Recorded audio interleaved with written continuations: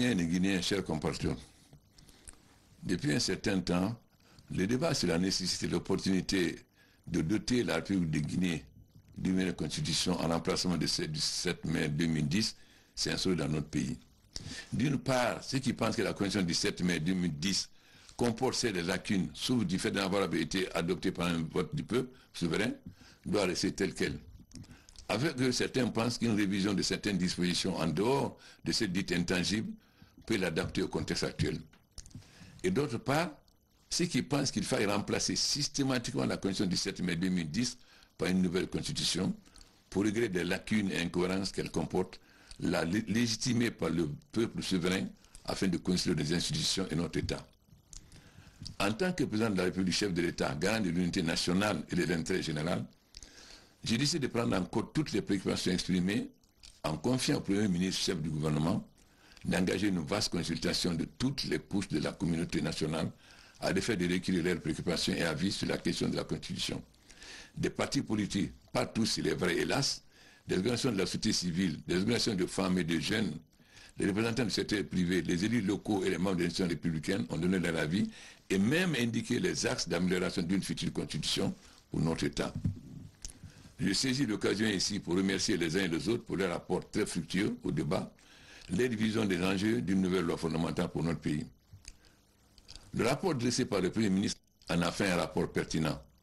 Aussi faut-il le noter dans ce contexte, en lieu et place d'un débat d'idées responsables, privilégiant l'intérêt supérieur de la nation, certains acteurs sociopolitiques n'ont pas hésité à menacer la culture sociale de notre pays. Chers compatriotes, au regard du caractère fondamental contradictoire de la position légitimement exprimée et vu les recommandations formulées par le chef du gouvernement, j'ai instruit le ministre de la Justice, garde des Sceaux, en charge des relations avec les institutions républicaines, de prendre les dispositions pour élaborer un projet de constitution dans le sens des recommandations faites par l'ensemble des acteurs ayant pris part aux consultations. Par ce mécanisme, j'ai engagé le processus d'élaboration d'une nouvelle constitution en tirant les leçons de notre passé politique et institutionnel et en permettant à notre nation de faire face aux défis des temps présents et futurs. La commission technique qui a travaillé sous la conduite du ministre de la Justice a produit un avant-projet de constitution qui m'a été remis.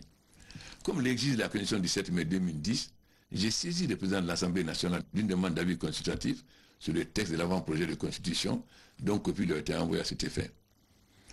Après avoir reçu l'avis favorable du président de l'Assemblée nationale, j'ai saisi la Cour constitutionnelle d'une demande d'avis de conformité de la démarche aux exigences de la procédure prévue par les dispositions de la Constitution.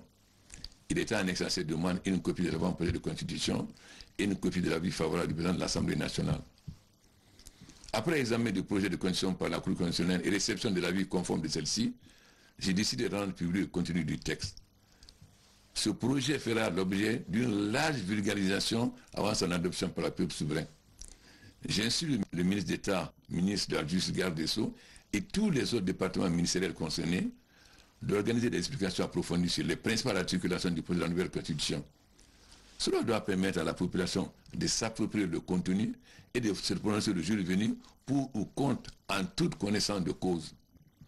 Je vous invite, chers compatriotes, à placer au-dessus de considération les intérêts supérieurs du peuple et la sauvegarde de notre nation. Je vous remercie.